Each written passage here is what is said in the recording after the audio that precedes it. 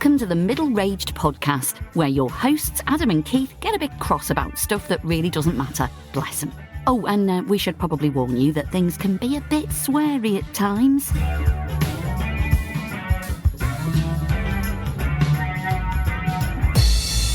Hello and welcome to episode 26 of the Middle-Raged podcast with me, Adam Eccles, and my co-host, Keith A. Pearson. And I meant to put like the Yankee Doodle or something on one of the buttons, but I completely forgot. But good morning, or is it afternoon there? I think it's afternoon there now. It's actually afternoon now. So welcome, dear listeners, to what we're going to call this our American special. That's right. Our very first transatlantic episode. Yes. So right off the bat, I should apologise if my sound quality is not up to its usual standards, because I don't have my sort of super whizzy, expensive microphone set up here. I've got a little lapel mic. So yeah, I may sound a little bit shit, but some might argue that that's just part of the course. I'm sure they don't. That doesn't mean what I say will be any less shit than usual. No, but that's what I'm saying basically. But the quality might not be as good as well. Yes, well, we'll live with it. It's okay. But so yes, we're talking across an ocean today, and we always do, right? Because there's always there's ocean, there's water all the way around islands. You can't really help it, right? But there's more of it this time. Let's say that. Anyway, about 4,000 miles, I believe. Yeah. So I'm broadcasting live from South Carolina. There we are. That's Excellent. My little thing today. Nice. So there we go. That's a bit of flavour for your.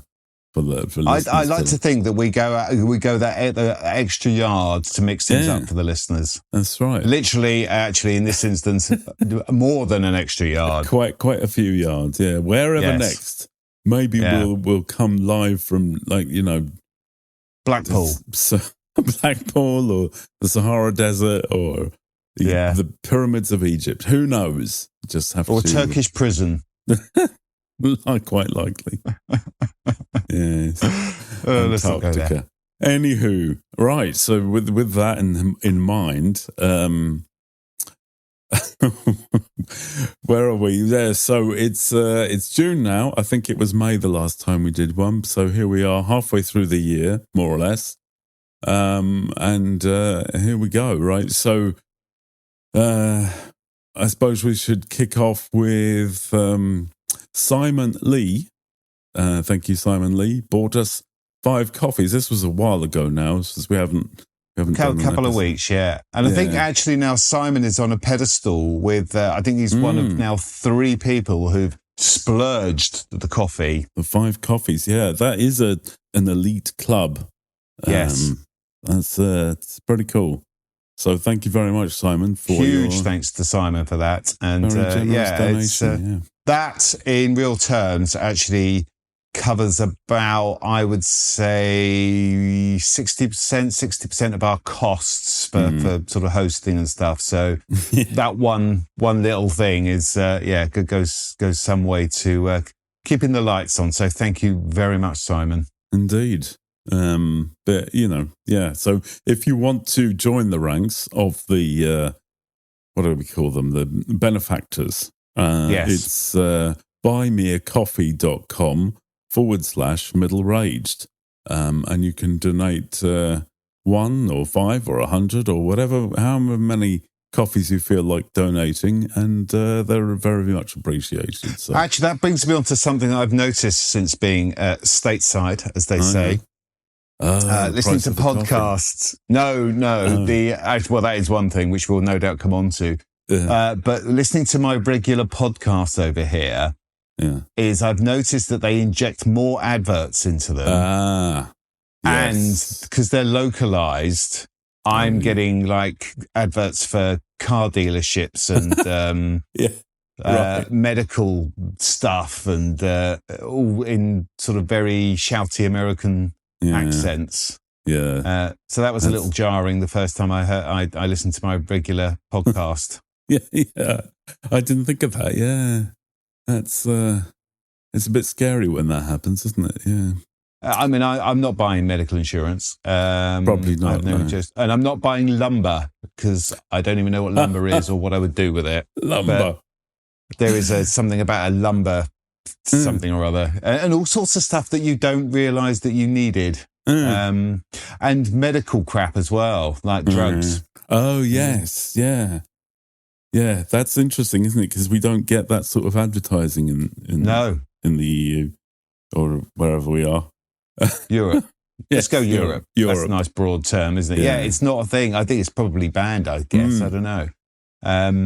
But yeah, it's kind of prevalent over here. So that's that right off the bat. That was like, I think this was like day one. Yeah. And that sort of it hit me. But as long as you guys keep buying us coffees, you will never have to listen to us banging on about lumber yards or some form of suppository. Erectile dysfunction drugs. Yes.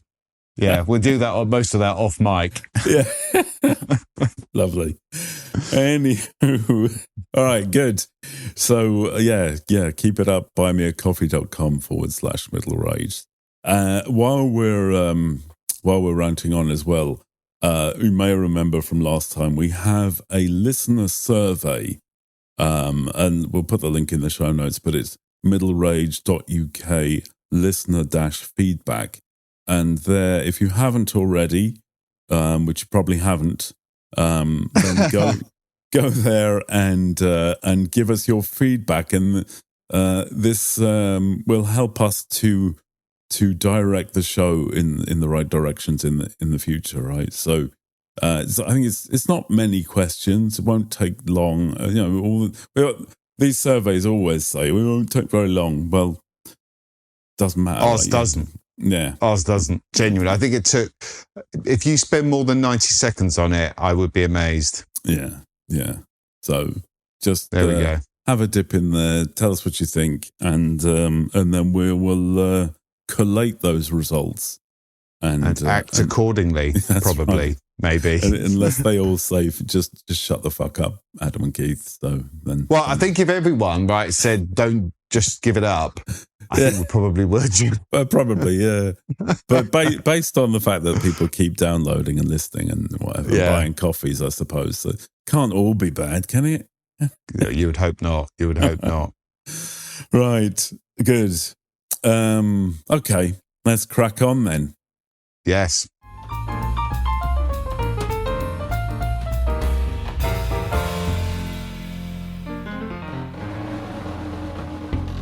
So this episode is our, as mentioned, it's our USA special. So yeah, Keith is stateside at the moment, which is unusual for either of us. But yeah, well, do you know what I thought would be, or what we thought, dear listeners, is that it would be a good opportunity for us to sort of compare the lives of how people are in these, and because there's this whole thing about we're two nations separated by a common language, all this kind of thing.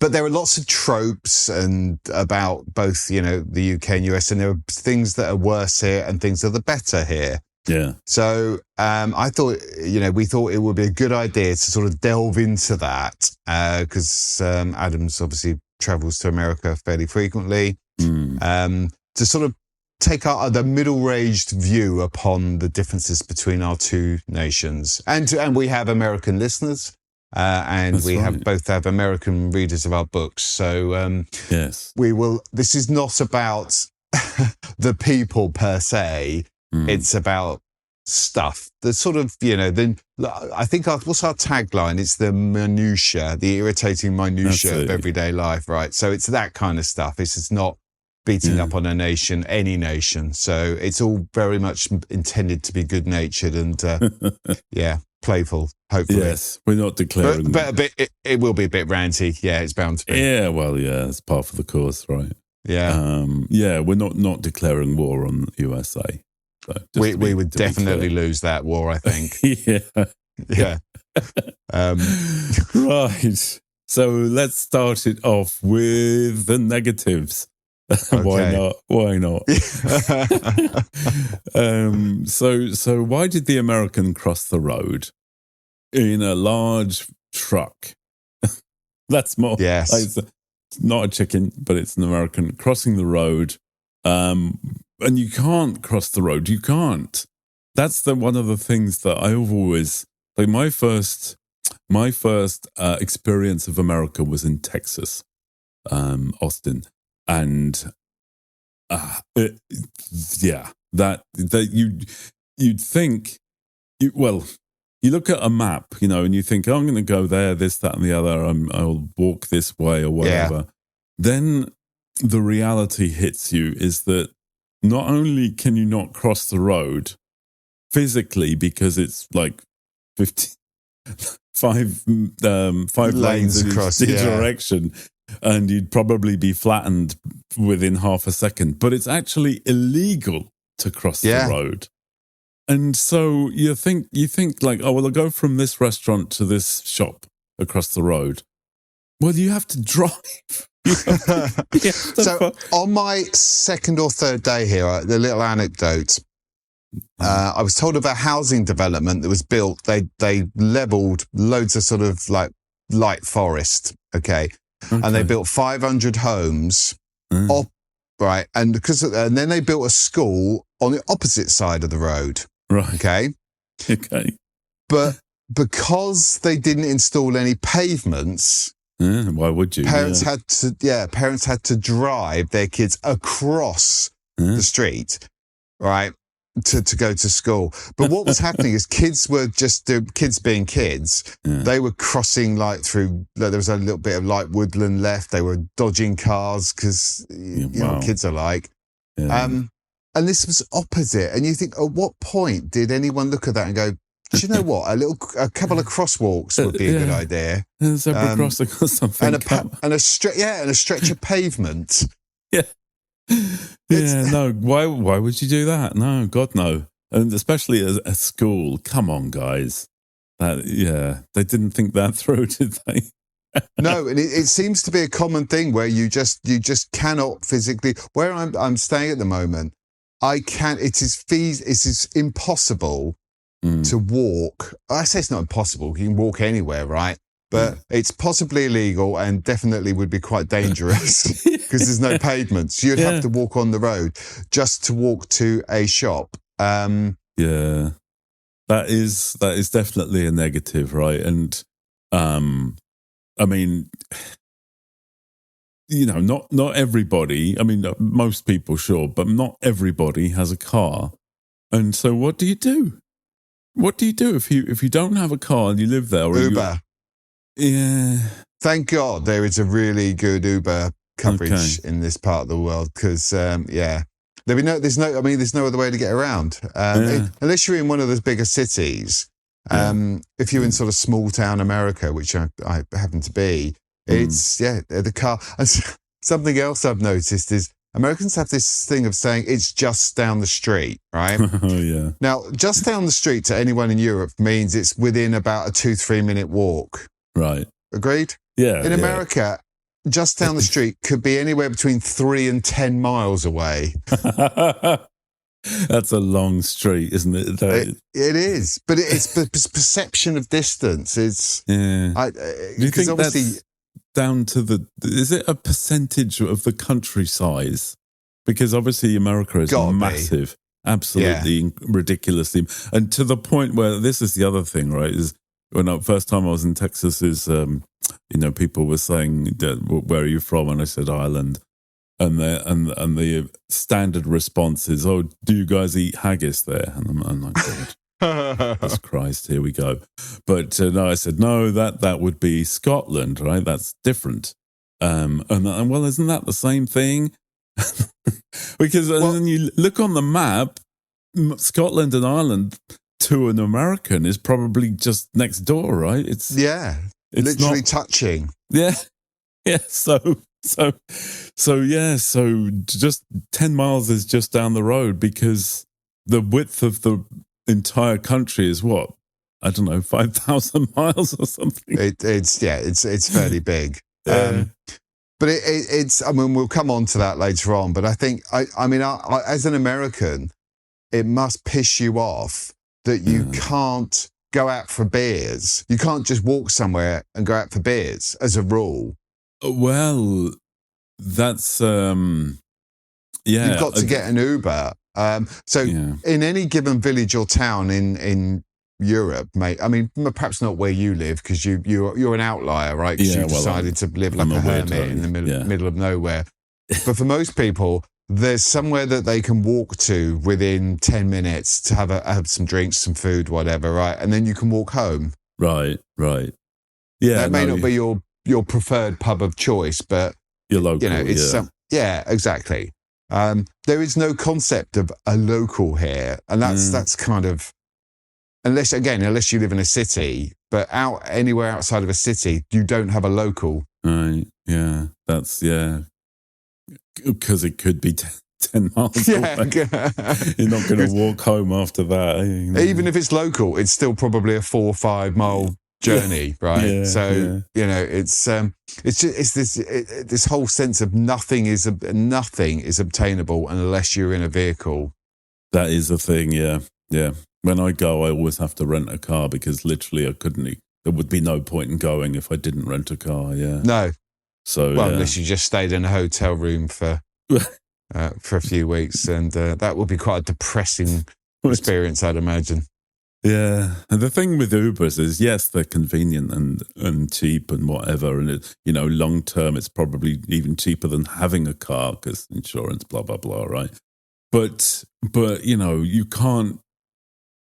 You wouldn't want to say go to one shop, then get an Uber, then go to another. Exactly. And then, and 5, because like people, they don't go to one place, they go to 6 or 7, and then they go for dinner, and then they go home, right? So if you had to get a vehicle between each of those places, and it's that adds up. Well, they don't. I mean, maybe I haven't come across it, but like in the UK, there are places where you go where there is a cinema and restaurants and bars all in the same place. So you can literally walk out of the cinema, or you can walk out of a restaurant into a bar, and then from the bar to the cinema, from the cinema back to the bar, all within the same sort of, area. Yes. But no, over here, you've got to get in the car between each step of that. Yeah, that is a big one, isn't it? It's all spread out. Too spread out. It does mean, though, that everywhere, almost without fail, has a massive car park. and each of the spaces, because of the size of the trucks, the spaces are huge, so there's nobody going to ding your door. Yeah. And I've never had to pay for parking in America. Notice that. Oh, interesting. Yeah. Whereas, well, I've not driven here, so I haven't come across that. Okay. But you go to Tesco's or something in the UK or Ireland, and you might have to pay £1 for the parking or whatever, right? That's unheard of in the US. I suppose that we should put that in the positive drawer. But I mean, you imagine going. Like the ticket inspector wouldn't be able to see in the front of the truck anyway, would he? Unless he had or a ladder. Yeah, on stilts or something. Yeah. Which we will come on to. Yes. Okay. So talking of restaurants, as I was a second ago, so the dining experience. So I've been out and eaten outside in the real world a few times while I've been here. And as an Englishman, I found it a little bit too much. Yeah. The waiting staff will come over and they introduce themselves like a long lost friend. It's too much. It's too much enthusiasm. They introduce themselves, ask how you are, ask where you've come from. Give you the especially when they hear your voice, right? Yeah, the backstory. Do you know one thing I've now already realised is just say you're from London. I mean, it's just it's just easier. Right? Trying to actually say where you're from is utterly pointless because you can get into this game of I'm from somewhere called Farnham. Oh, where's that? Oh, it's near Guildford. Oh, where's that? It's in a county called Surrey. Oh, where's that? Oh, fuck it, I'm from London. Right? Yeah. England, even. Just narrow it down. Just a sidebar on that. So this is something that's interesting, because I wonder if you had to ask the average person on the streets of whether it be Cardiff or Blackpool or Swindon to explain what the United Kingdom of Great Britain and Northern Ireland actually is, how many people would know that?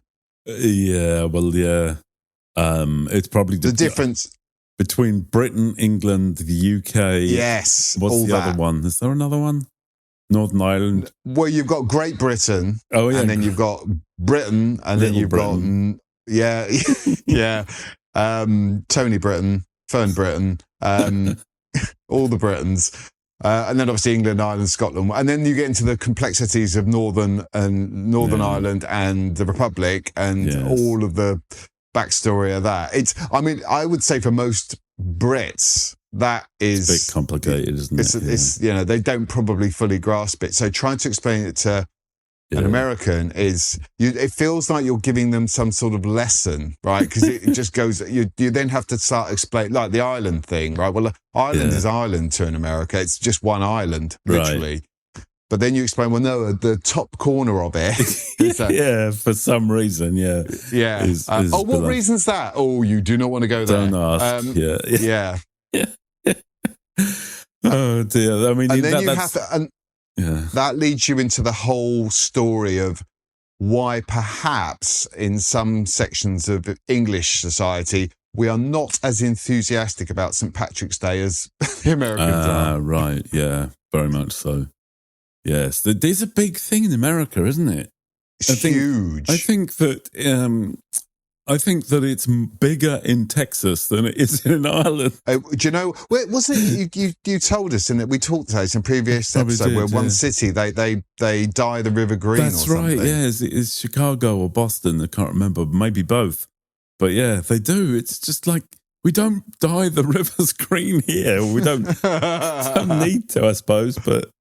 Fucking hell, yeah. Calm down, that probably goes into the American over-the-top thing, right? Right. I think there is an over-the-topness to... And, you can look at that in two ways. You can go, it's good, if you're going to do something, go big or go home, right? That's got to be an American saying, I think. Definitely, yeah. Definitely. But sometimes you think, okay, just calm down a little bit. Yeah.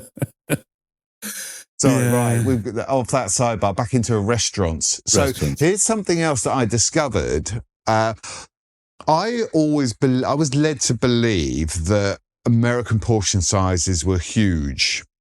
Were you aware of this? Because this was a thing, I'm sure. Yes, I think. Just it's sort of a meme, isn't it? It's sort of like a culture thing that you. I thought that was the case. What I've discovered is it's not. In fact, I went out for a bite to eat the other evening, and what was served up was can only describe as poultry.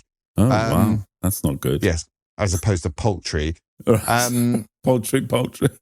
It was just, honestly, it was embarrassingly how small this portion. I left feeling hungry still. And no one should go and eat in I had to check, did I order a bloody entree?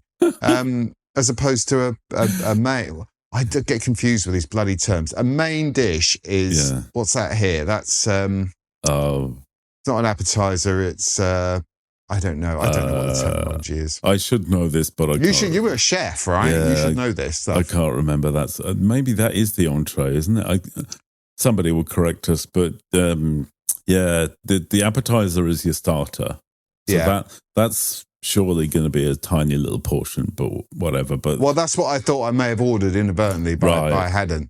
Right. That's the other thing, which in my pedantry, this restaurant had shepherd's pie. It was supposed to be an Anglo-Irish English pub, stroke diner, right? Which is why I went there, because I was intrigued. Right. And they had shepherd's pie. Now, I won't eat shepherd's pie because I won't eat lamb. Oh, really? Okay.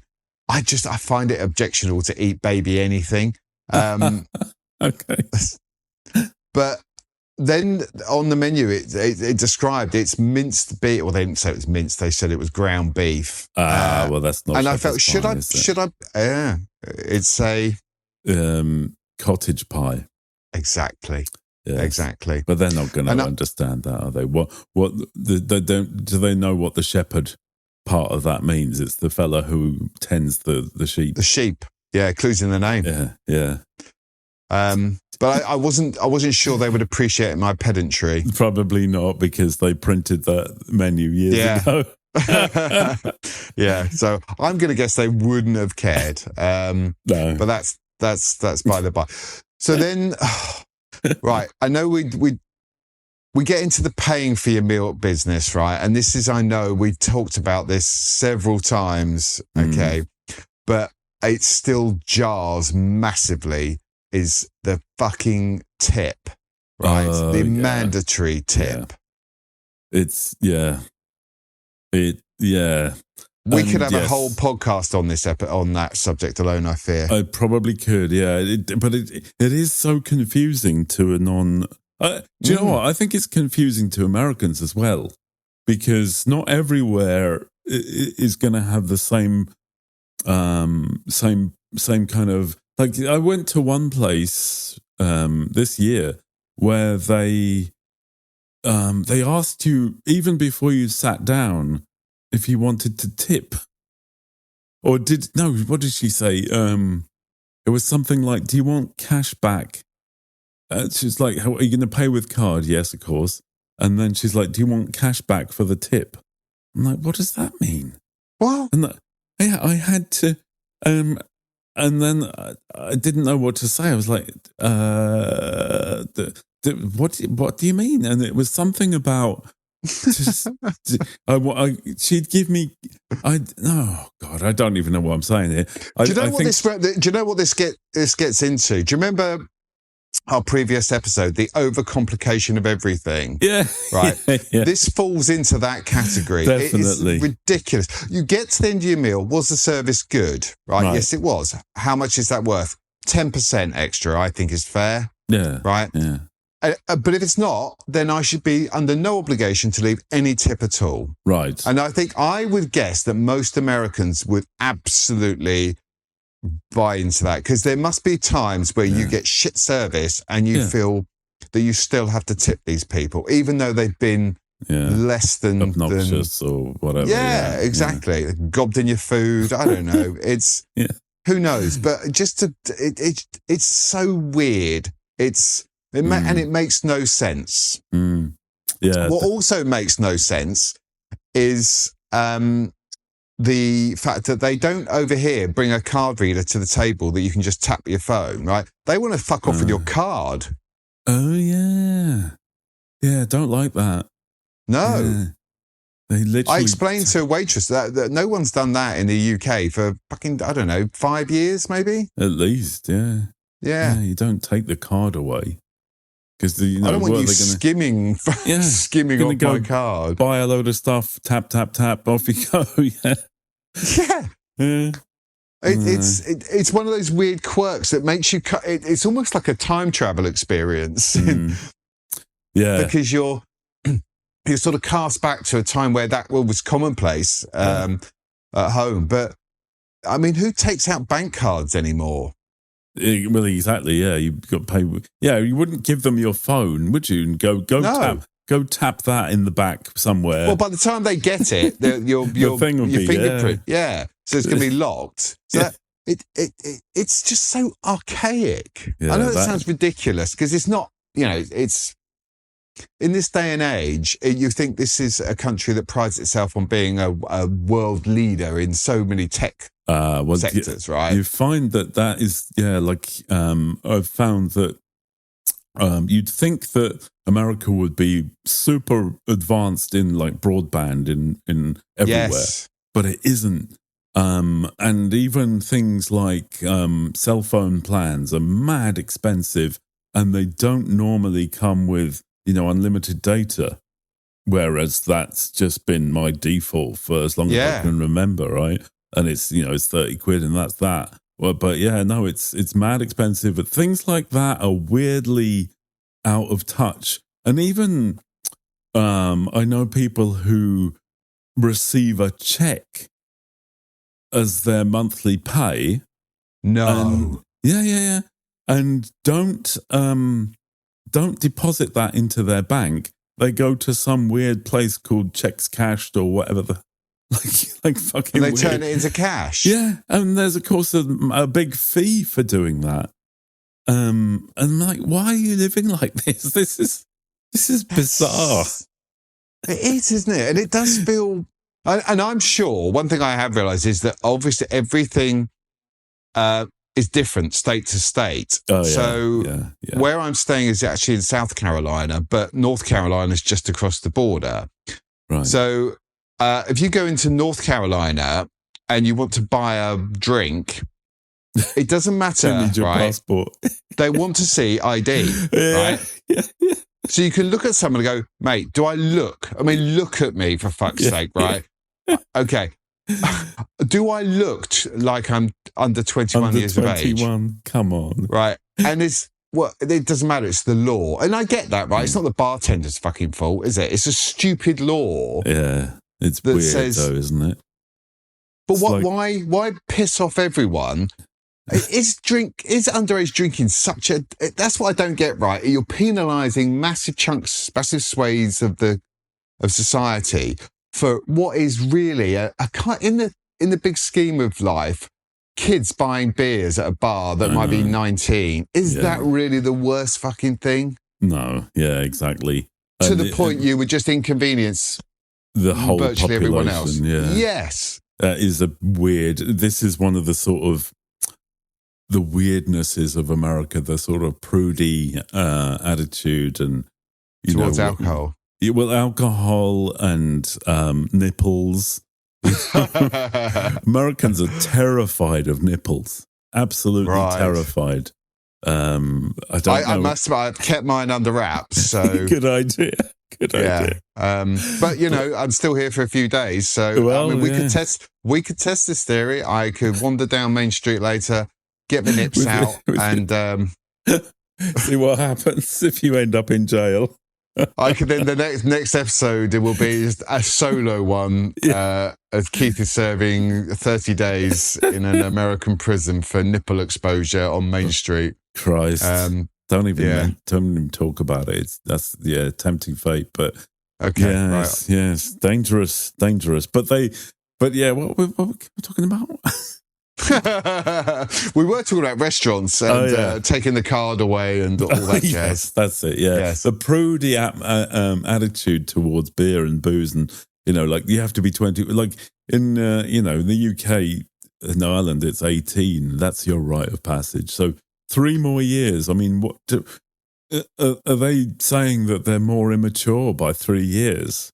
But you can drive a fucking car at 15. Yeah. That is. Yeah, there's so Isn't many. that insane that you can trundle around at 60, 70 miles an hour in a 3-ton vehicle? Yeah. Right. But you can't drink a glass of, let's face it, fairly piss-weak lager. Because most of the beer over here is quite pissy. Yeah. That is weird. What are you trying to protect, lads? Yeah, calm down. Yeah. But I wonder, dudes, clearly there's no appetite amongst Americans to deal with this because it would have changed, right? It's been there a long time, hasn't it? Yeah, so it is a weird one. I'm sure that most teenagers would think it's ridiculous, but... If I wanted to engage youngsters in politics, that would be my headline policy. Do you want to get wasted, lads? Because these kids are getting pissed anyway, right? Of course they are. Right, when we had to wait to 18, we were still getting drunk at 15, right? 16. Yeah, of course. Right, there were ways that we would get hold of alcohol. And in fairness, I think in Europe, we had a more liberal... your parents didn't mind if you had a few drinks at home, right? They'd rather you did that. I mean, I did it with my kids, I'd rather that they had a, glass of something at home and desensitize themselves to alcohol under my watch. Exactly. Rather than necking half a bottle of fucking vodka in a park somewhere. Yeah. And then getting their stomach pumped. Exactly. Yeah. Yeah. And, it's not, it's not the forbidden candy, right? The forbidden precisely. Fruit. And that you don't have to go and get rat-assed and just prove a point. Yeah. So, yeah, it is a weird You've one. only got to look up Spring Break on YouTube to see what these kids do when they are forbidden from having alcohol legally. Exactly. Yeah. They go absolutely apeshit, and I reckon it causes more problems than it solves, right? Oh, for sure. And, in really, France, kids just have wine with water in it, right? But from a young age, and you don't have the sort of alcohol problems that you see elsewhere. So, yeah. I think it's the tighter the regulation and control, the worse the problems become. Yes, absolutely. Yeah. This is why we have lager outs in the UK. That's true. And a fairly crappy reputation when we go abroad. Yeah, that's true. Yeah. Well, there we go. Yes, right. Okay. But yeah. So, what's next? Shall we move on to the last one on our... because we didn't want to dwell on negatives, because that's right. I was going to say that's not us, but it is really, isn't it? Well, it kind of is, yeah. Okay, because this one absolutely blew my mind, and that is the cost of groceries. Yeah. This has recently come to my attention as well, is that I don't know, maybe this has happened over the last few years, because I don't remember it being, I remember it being cheaper in the US to go shopping, I thought my memory, and the last time I was here was 97, so a long time ago, but I remember it. I remember thinking at the time it was cheaper. Yeah, yeah. So when I walked into a supermarket the first time, I had to, honestly, I was double taking as I walked up and down the aisles, looking at the prices, thinking, no, that can't be right. That surely cannot be right. But on average, depending on which supermarket you go in, you're looking at double at least. That is scary, yeah. Yeah. And I did find a supermarket, the name escapes me, that had a British section. Yeah. And it had things like Bird's custard, it had Branston pickle, a few different types of chocolate bars. But there, on the second bottom shelf, shining like a beacon of yeasty goodness, was a jar of Marmite. Nice. For the princely sum of $11.99 plus taxes. Jesus Christ. So nearly £9 for a jar of Marmite. No, I like Marmite. Not that much, though. No, I do not. No.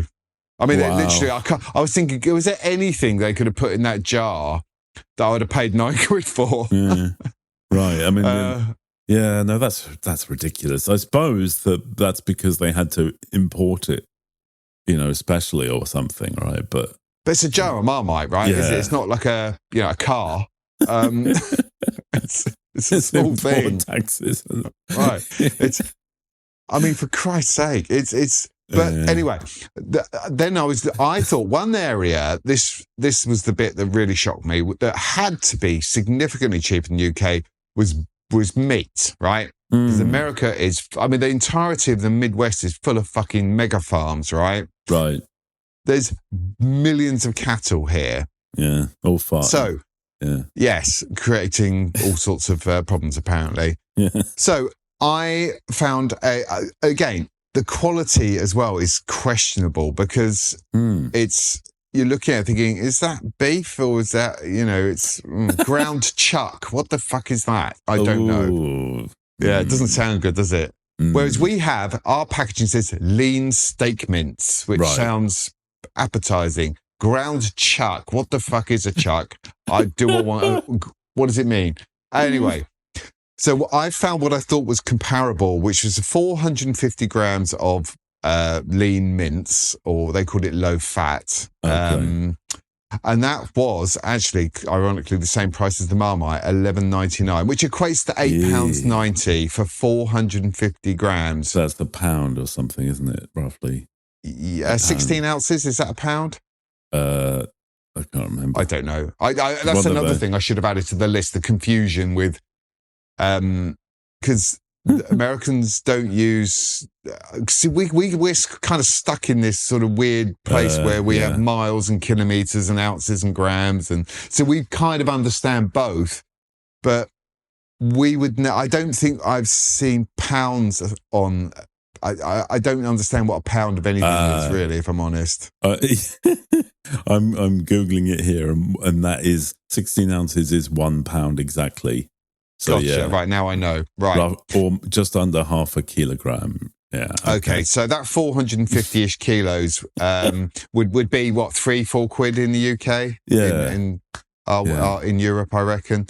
Unless if you went for just like a regular sort of run-of-the-mill, well, that would be lean steak mince. If you just want regular mince, it's a few quid. Right. I mean, if it was the really, really fancy organic and all of that shit, then you might pay a bit more. But 21 day matured or some such thing. But 9 quid for a pack of mince. That is for a pack of mince, and this is right across in one supermarket. I saw a loaf of bread for $12. No, I absolutely. So the bread I buy is it's low carb, high protein, it's seeded, it's wholemeal, and it's expensive, right? It's £2.30 a loaf. Right, that's entry-level bread over here. Even the shittiest of white bread is more than that. Really? It's $2.50, I think, something like that. Bloody hell! But you start getting into bread that doesn't, that doesn't have fucking sugar and additives and nuclear waste. Then you're paying formaldehyde. $4, $5, $6 a loaf, and you think. America has wheat, right? It has all of the constituent ingredients for bread. It has cheap energy costs. Yeah. Where's this money going? That is weird. Someone's having it off, right? Yeah, definitely. And I'll tell you who isn't having it off is the American consumers, because to feed a family must be cripplingly expensive. Yeah, that's not good. No, it's not good. This is weird because there's such a proliferation of fast food or eat out type places. Yeah, that like and those places are sometimes cheaper than buying food and cooking it at home. Like I've had all you can eat pizza or all you can eat Chinese or whatever. And it's just impossibly cheap. Like there's no way you could make that much food at home for that money, right? But it's junk, isn't it? And that's the problem. Yes, that's the problem. You're living in an upside down world where it's cheaper to eat shit than it is to eat something that doesn't have lots of shit in it. Right. And that what does that create? It creates a society of people who are all eating shit. Yeah, when it is more expensive to buy an apple than it is to buy a candy bar, something's kind of gone wrong, I reckon. Yeah, that should never be the case. But that is weird.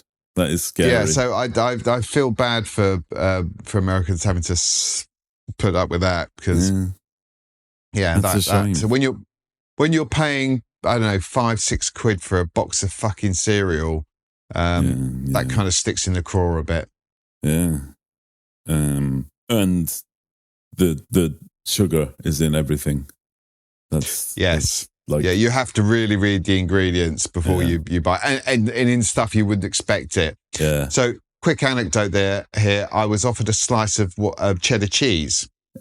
And of course I love cheddar cheese, and I took this slice of cheddar cheese, put it in my mouth, and if I hadn't have been in company, I would have spat it out in disgust because it was sweet cheese, ladies and then you look on the packaging, what the fuck? Sugar in cheddar cheese. I mean that to me sounds like they shouldn't be allowed to call that cheddar. Precisely, right? That was my point, right? Because you can't dick around, like you can't call your sparkling wine champagne. Yeah. because that's unless it's made in the Champagne region of France. Yeah, correct. So Melton Mowbray pork pies, right. You can't make them anywhere else than Melton Mowbray. They are protected identities, I think, something like that. So you cannot call something cheddar cheese. I guess cheddar cheese is just cheese to the average American, right? That's what they consider just cheese. But you can't be dicking around putting fucking sugar into it. Why? Yeah, who asked for that? What the fuck? Sugary cheese? No, that. Oh, well, dear. Listen, and I had to explain that is not cheddar cheese. That is, it's an affront. It's the kind of thing that starts wars. Yes, very much so. Especially is it, what if there's a whole load of people thinking that is what cheese is, and they're like, oh, I don't like that because it's sweet. I'm like, no, that's not cheese. It's like when there's a remake of a song that you love. Yes. And they think, and kids are thinking that, I don't know, Rihanna or something first recorded whatever fucking cover she did, right? But no, that's not the real thing.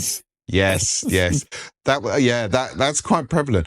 Now, the thing is, once you start explaining this to an American, they don't understand. And again, this is not knocking an entire nation, but it's this sort of inward-looking culture that are told that they are the greatest nation on earth. So you can understand why there's there is no need to look beyond this great nation. Yeah. But then you explain that cheddar is a place, right? Cheddar cheese is an actual cheddar is a town is it Somerset?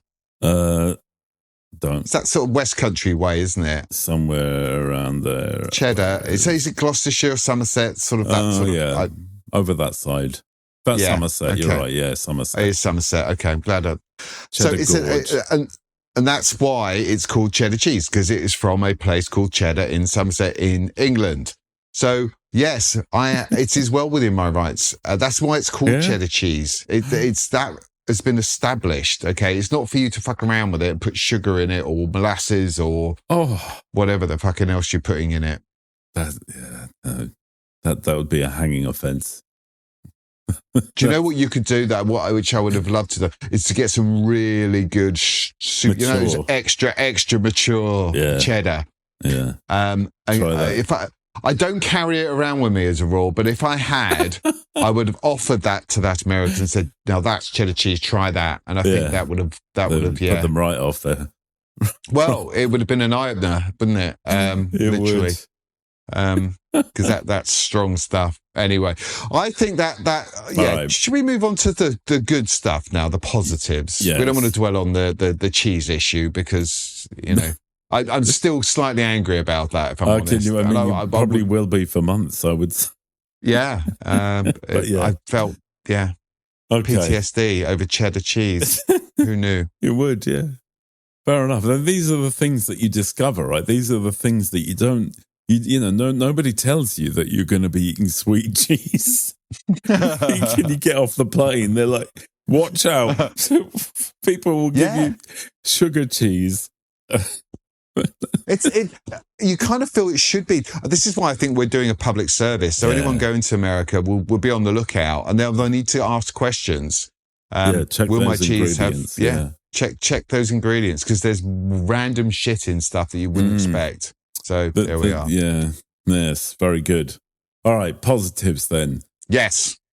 So the first one, and this is probably this is a good one, right? So it's always hot for some reason in America. I don't know, like especially. I suppose. I guess it depends where you are, right? Yeah. I mean, I haven't. It's hotter than the UK, I would say. Yeah.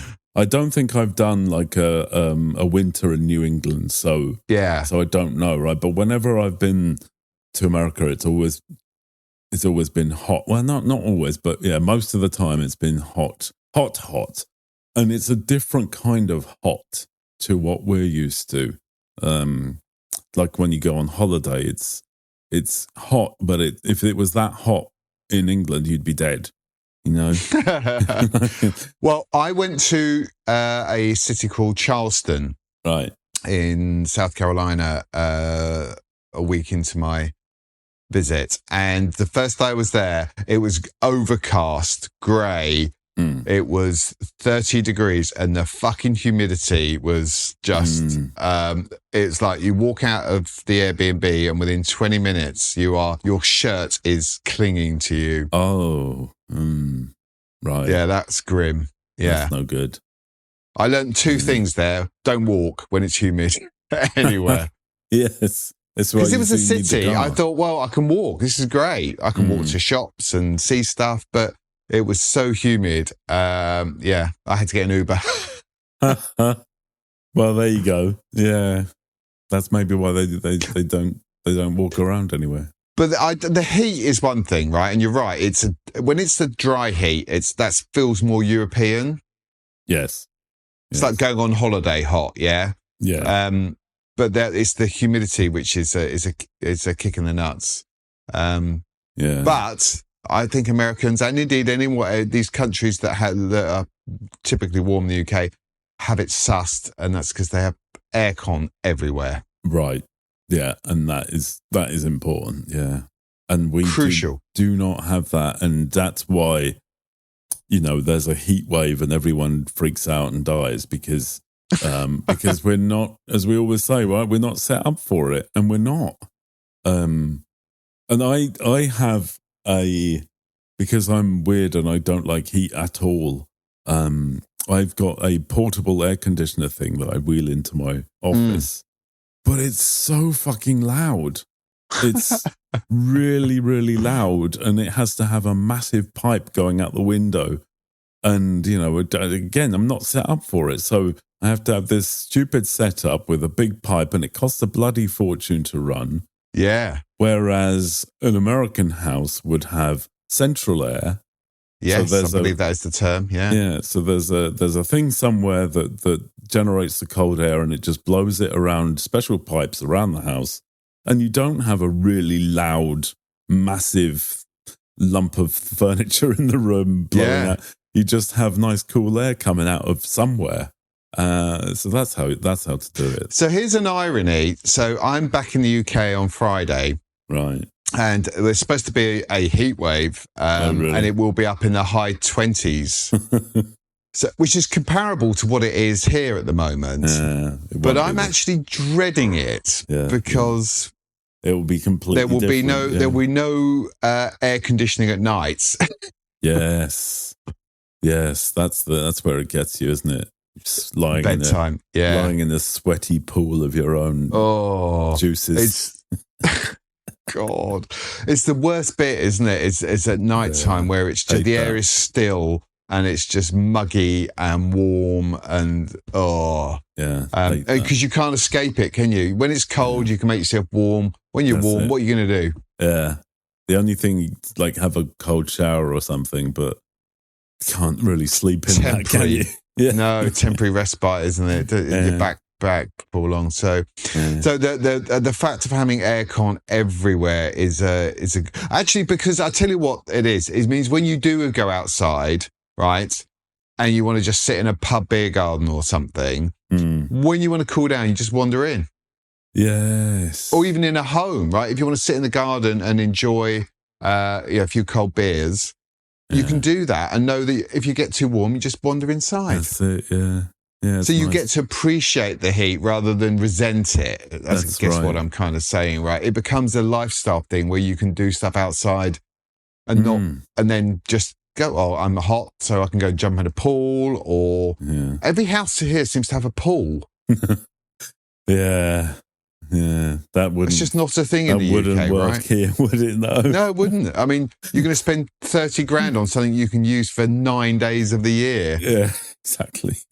And then and the ongoing costs and everything, and also probably people would think, who the fuck does he think he is with a pool? It's a decadence to it. Yeah. Well, it's kind of like just a thing here. It's they would spend money on a pool rather than, with a huge bloody ornamental bush or something. The sort of things we have in English gardens. Yes, conservatory.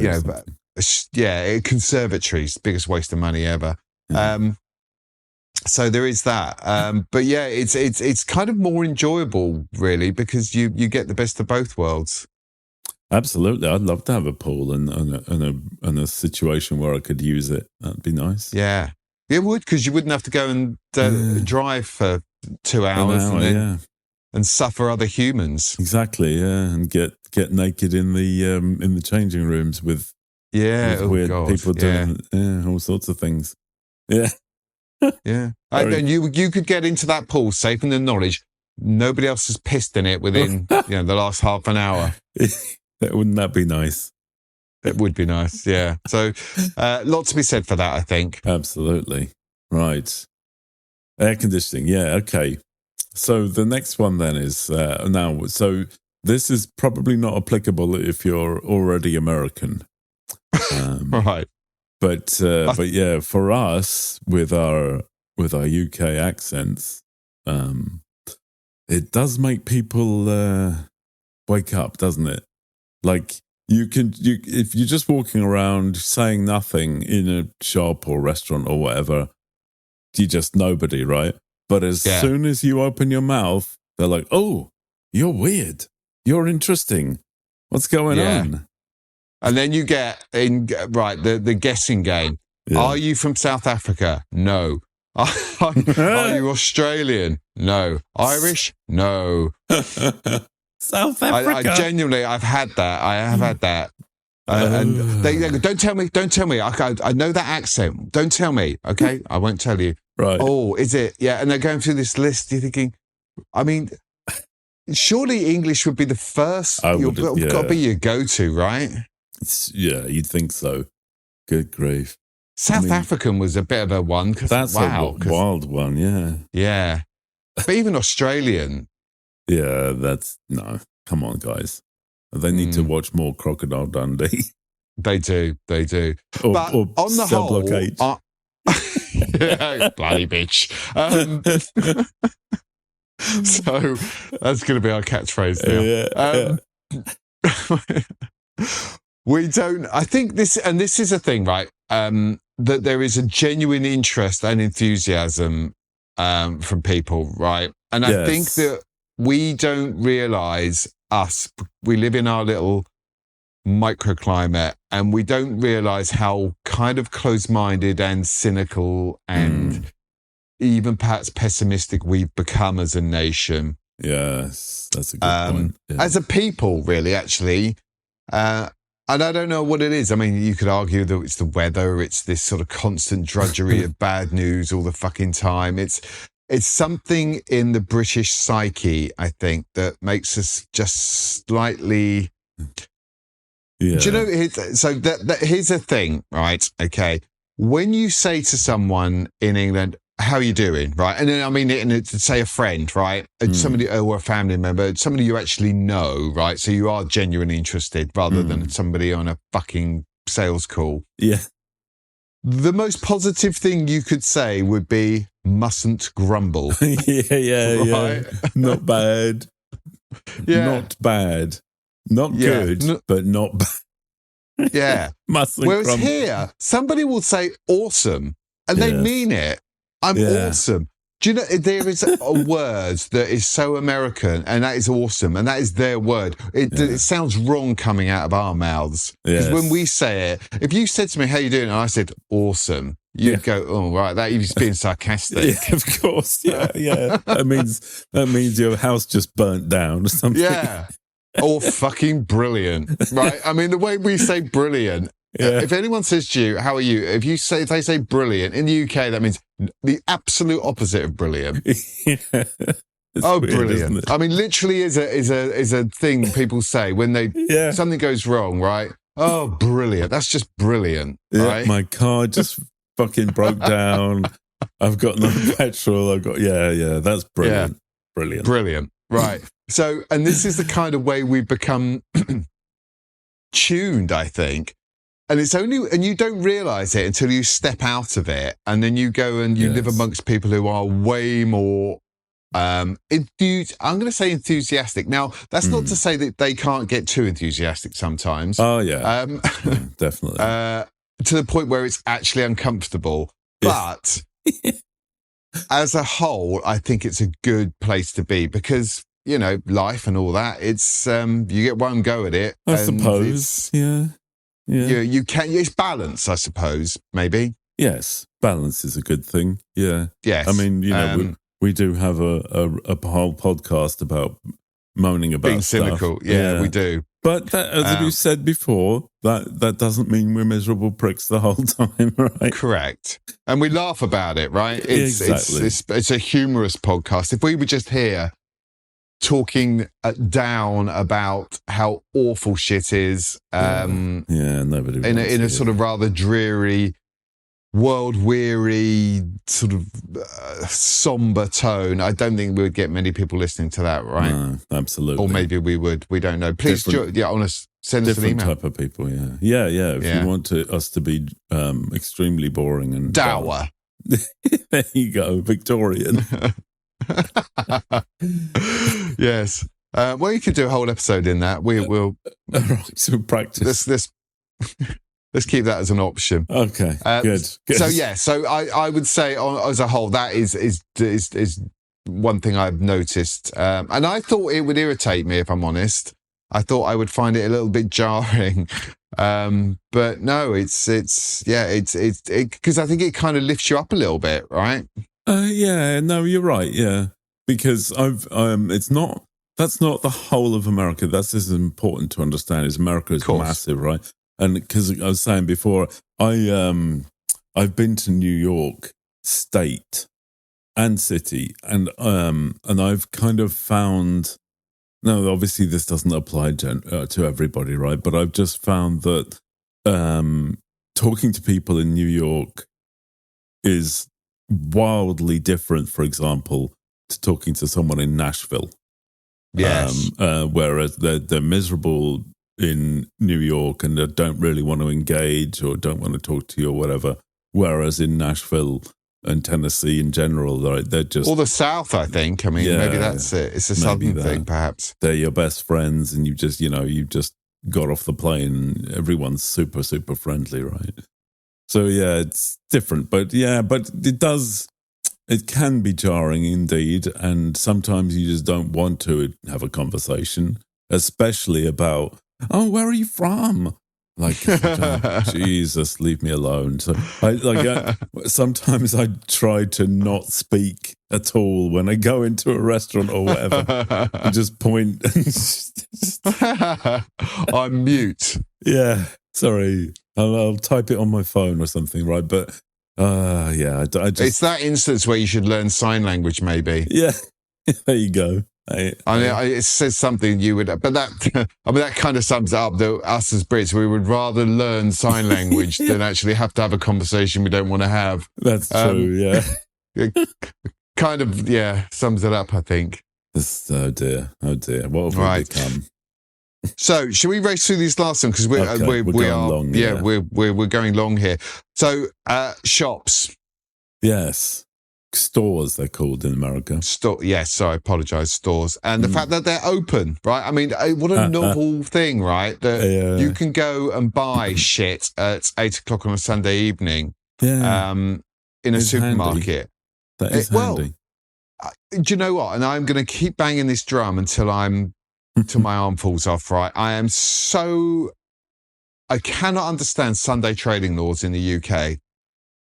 When high streets are suffering so badly, shops are shutting down, and not just shops, pubs, restaurants, all sorts of things. And we say, you can only open for 6 hours on a Sunday, whereas the internet, Amazon can deliver shit 24/7 and 2 hours, right? And not just Amazon, there's loads of different places now where you can get shit delivered anytime, day or night, right?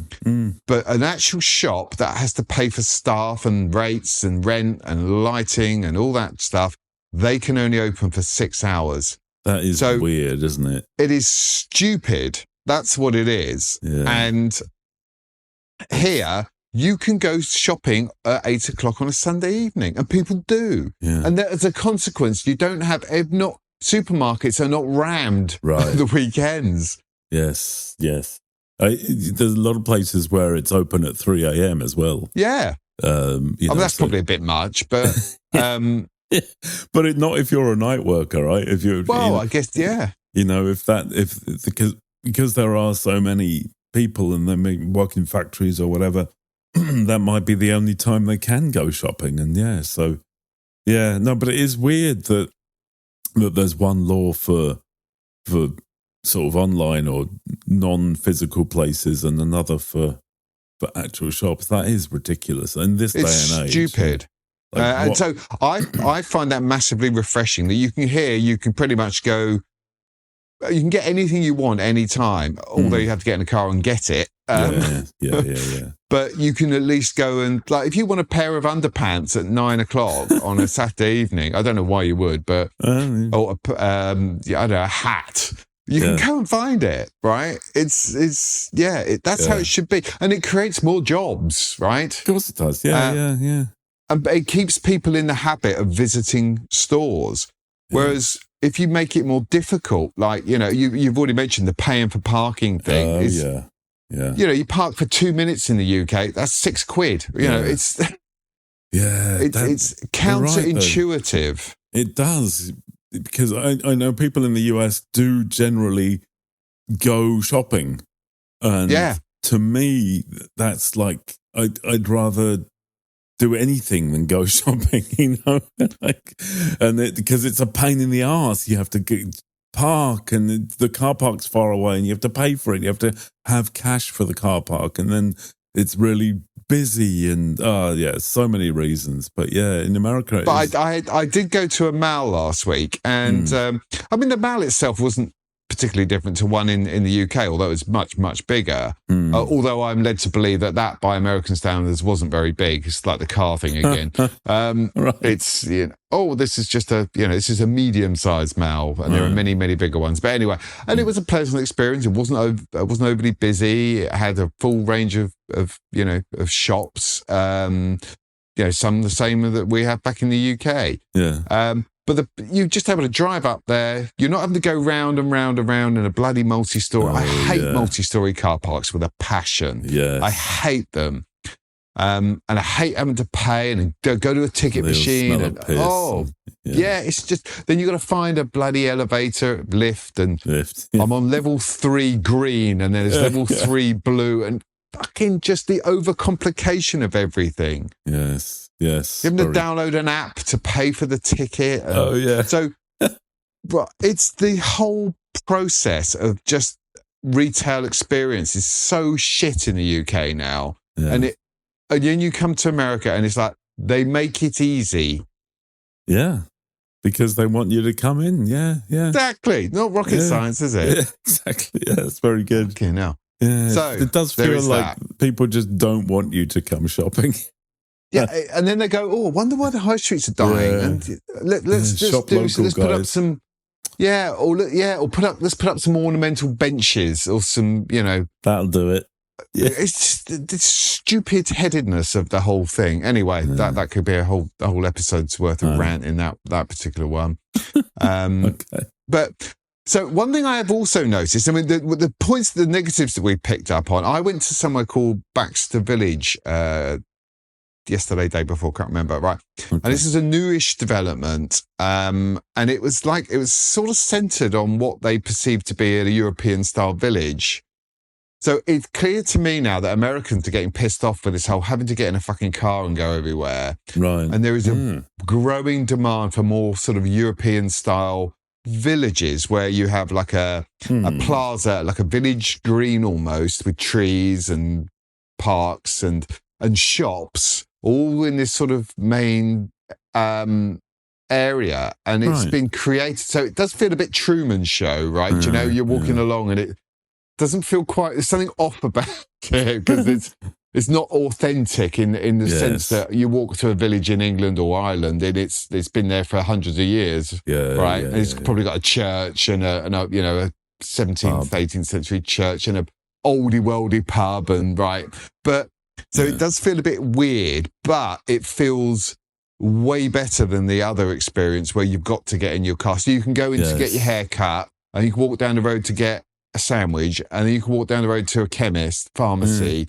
It feels, and these things apparently are becoming more popular So it's clear that the Americans have said, no, fuck all this driving everywhere. We want something that's better because we don't want to be fat. We don't want our kids to be fat. Right. And we don't want the inconvenience because it's an inconvenience getting in your car. Yes. Maybe, I don't know, it's probably a longer topic, but maybe the younger people of today don't seem to want to have cars. Like when we were, teens, the first fucking thing you want to do is get a car. Yes. Then you're mobile, then you're independent, right? And it opens up pathways to, let's say, female relations, something like that. And, so I don't know whether young people now have those same priorities.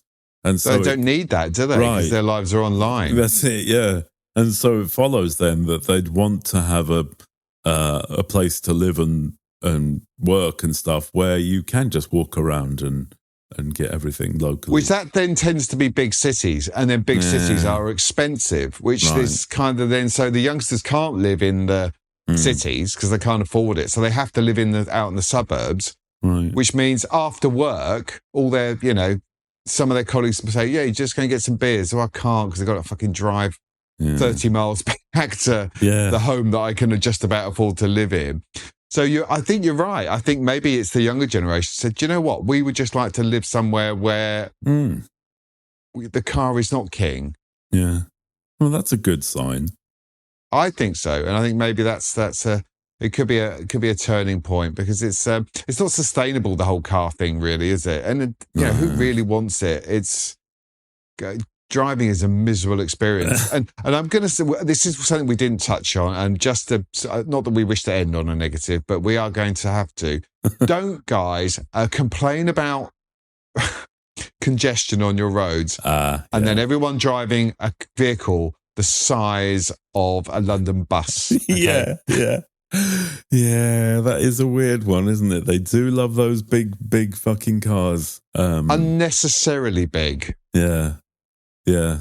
I'll tell this anecdote again, right? Yes. So when the first time I went to America was to Texas, and I rented a car. I was working, right? So I just rented a regular car, but I went to work every day and parked in the car park, right? And every other vehicle in that car park was a truck of some kind, right? Because Texas, right? But the fellow I was working with, he had this absolutely fucking massive truck. And thinking about it now, the thing was like 20 foot high or something ridiculous. And I swear to God, I could have easily driven my rental car into the back bed of his car, of his truck. No worries at all. And, this is just one bloke going to work and back. And like, what? So how much extra real estate is is that truck taking on a road? Oh, yeah. Imagine times that by, 100,000 cars around the city or whatever. Yeah, that's insane, there's your problem. Isn't it? Yeah. It's a space issue, right? If you can only fit a certain amount of vehicles on a stretch of highway, it's just which is basic maths, isn't it? The bigger the cars, the less you can get on there. Yeah. And I've seen, like, I don't know, old women driving along in cars that are just the size of a London apartment, right? Yeah. Why? You've got no kids, clearly, right? Yeah. Why do you need one of these massive SUVs? Yeah. It is why? A weird phenomenon. That I think that's some kind of, I don't know, macho thing. Is it cultural? I think it's kind of hard-baked, really, right? Yeah. That you have to have a V6 bloody 3.5 litre. Yeah. Because I guess, this is a country where oil, therefore gas, petrol has been cheap. I mean, so, fair enough, but I don't know. Even if it was free, I just wouldn't want to have a huge vehicle. I mean, it's just like that's hard to get around, hard to park. Just can't be much fun to drive either, right? Some big wallowy sort of lumbering thing that's very shouty and It's just, no, I get that. It just doesn't, I guess that's the whole driving thing, right? So in Europe, you would drive, not anymore, but back in the day, you would drive for pleasure, but you would drive like small, nimble, super quick cars, like hot hatches, that type of thing, or little sports cars. You know, it's no surprise. What's that little Japanese car that was massively, little 2-seater thing? Oh my God, what's it called? Do you know the thing I mean? No. Not a Nissan. Suzuki? No, not a Toyota. I can't remember the name of it. But it's a little 2-seater thing, and it's tiny, right? Even by our standards. Right. And they're massive, and they've always been massively popular. And it's because people got fun out of driving them, because you could throw them around and they were quick and nimble, and that made the driving experience enjoyable. Back in the day, I mean, there's too many speed cameras and all that now that you can't really enjoy driving anywhere. But I don't think that's ever been a thing in America, right? Speed cameras, no, well, there's cops with speed guns and stuff, but that's different, But I don't think the driving experience is, do you know what I mean? It's, you could have a hot hatch over here and it would be pointless because it's just straight roads. Well, you haven't got winding sort of rural roads. Well, I'm sure you have. I know that's a stupid thing to say. But, you know, most towns are just like they're built, designed, with straight lines, grid system. It's... And even a small road seems to have like 2-3 lanes sometimes. Yeah. So maybe there's a bit of that. So they're straight line power and nothing else is important. But anyway, we've gone off on need to turn. So anyway, so that's our solution to the American congestion problem. If they taxed American vehicles based on the length, right? So if you're driving around in a Mini, right? You pay no tax. If you're driving around in a one of these ridiculously big trucks, then you pay more tax. You're taking out more real estate on the roads. That seems straightforward, and it would change. I reckon it would change within a generation. Definitely. There you go. Sorted. Yeah. Thank you, General Motors. Get on it. No need to thank us, America. You can have that on us, and in return, leave our cheese the fuck alone. Definitely. Deal. All right. Excellent. Well, any other positives you want to call out? I have not been shot. That's definitely a plus. Yeah. Yes. I mean, it's been getting on for 3 weeks, and nobody's taken a pot shot. No, I'm going to say, right, this is, again, one of those sort of fallacy elements, right, that you kind of, it's because you get fed news. And it's always bad news about school shootings and things like that, inevitably, right? And so you kind of come into it thinking, oh my God, and you know about guns, right? The Americans have guns. So you kind of become focused on it. But I can honestly say, I've not seen a gun, apart from actually, I've seen a few police officers on the streets carrying them, but I've really not seen anything. Although later on today, I'm going to meet a chap, and he's going to show me his weapon. What you do in your spare time, Keith? We're meeting on the edge of a woodland, so I'm very excited about that. Oh dear. Tune in next week, chaps, and see what...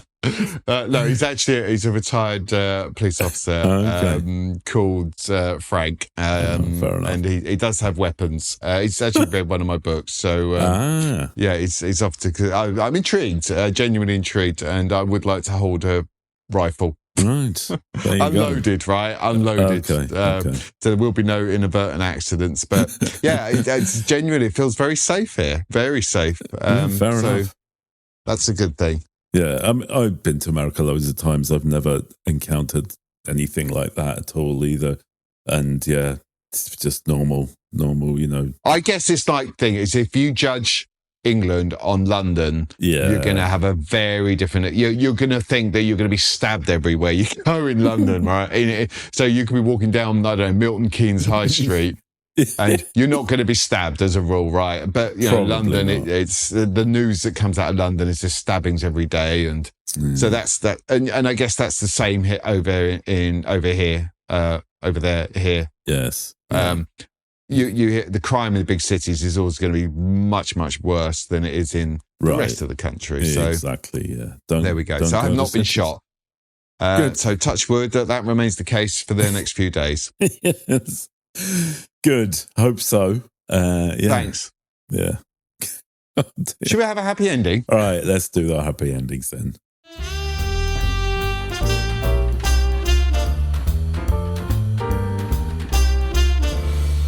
Okay, so I got a couple of quick things here. So, I had this notion the other day, right?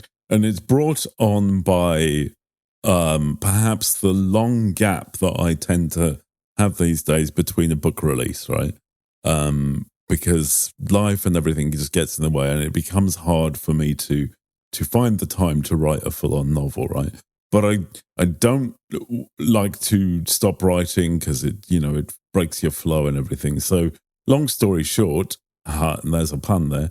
I thought about, right, what if I just, so eventually I've had this idea a long time for putting out a book of short stories, because I actually like a short story book, a compilation. It's like easily digestible. You can read one before you go to bed, that sort of thing, right? So, and especially weird ones. That's what I like, right?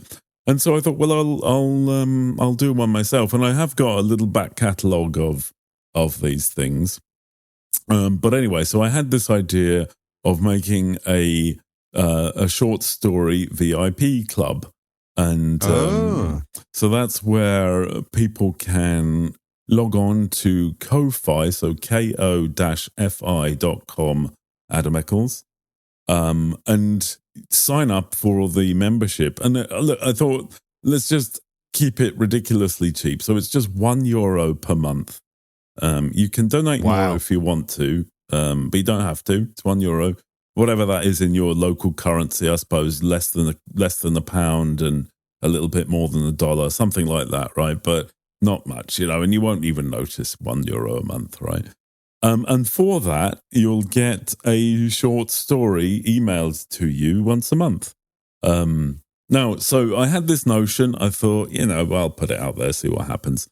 But I put it out last weekend, was it? Or the week, whenever it was.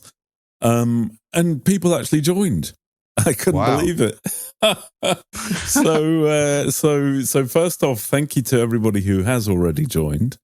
And I hope that you've enjoyed the initial stories that I've sent out.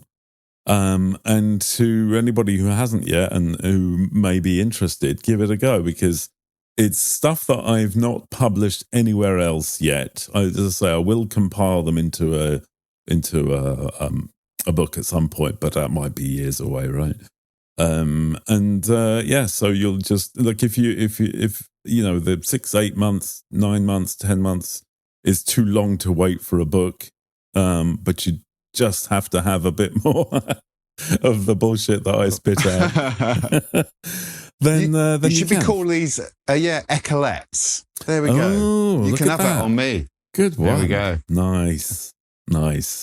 And we will put that link in the show notes as well, so people can go and chuck Adam that's a good idea, really good idea. I'm kind of pissed that I didn't think of it, to be honest. Well, but that's not to say I won't steal it. It's out there for the taking, if you want to. Okay, right. If you want excellent stuff. And the other thing is, because people have sort of paid for it and irregularly, it just makes me write more, because I'm thinking, well, I have to. Well, you're obligated now, aren't you? Yeah. So it's that as well. So the other quick thing then is, the other day I had this notion also for a blog, and I've tried a blog loads of times before and never really got into it. But I put it together, and I've had a few. There's like a dozen different little articles, and they're all kind of silly or whatever, right? But I haven't announced this really, apart from to a few folks, right? But so I made a blog, put it out there. That's free, and it doesn't have a subscription method yet. But if you're on my mailing list, you'll get to hear about that as well. So, just not fiction. This is not fiction. This is stuff that you're just telling stuff, talking about stuff. Exactly, stuff about stuff. not non-fiction and stuff that isn't going to fit on the podcast either, right? So it's not all ranty. Some of it's positive-y, whatever, right? So just, again, because keeping on writing and publishing keeps me in the mood to keep doing that, It's just self-fulfilling. I don't know, people seem to like it.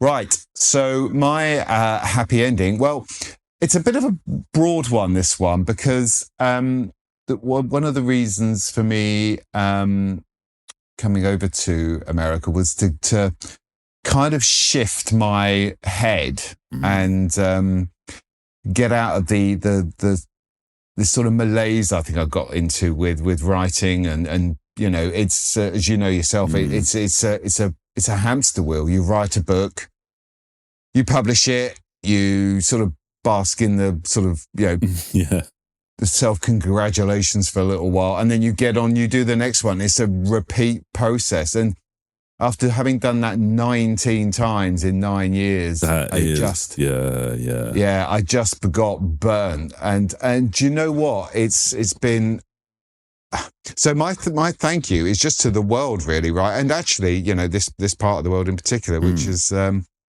has been.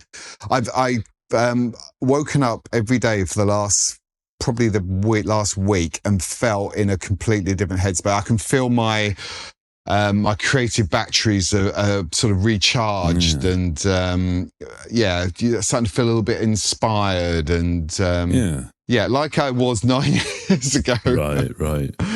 Yeah, so it's needed. You haven't really had a holiday, that's a lot of books, right? So it's a lot of books, a lot of words, and it's I think this is and people say, well, why did you go to America? Well, there are lots of reasons, but one of them was I wanted something that was completely different from from home.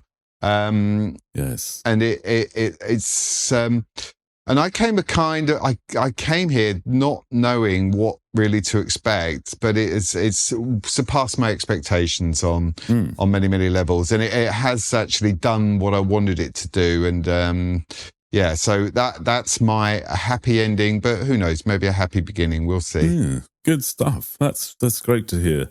But you need to do this, and you have to take time for yourself. It sounds all wanky, doesn't it, right? But this is the thing. It's true, though. It's true. It's true. Yeah, and the fact that it's been made to sound wanky is actually a bad thing, right? Because it is okay to have a break and a holiday, and you don't have to say namaste or whatever the fuck they say, and be on a yoga retreat and eat only bananas or something. Like, just chill out, fucking calm down, and it's okay to just be, and you need to do that sometimes, right? So yeah.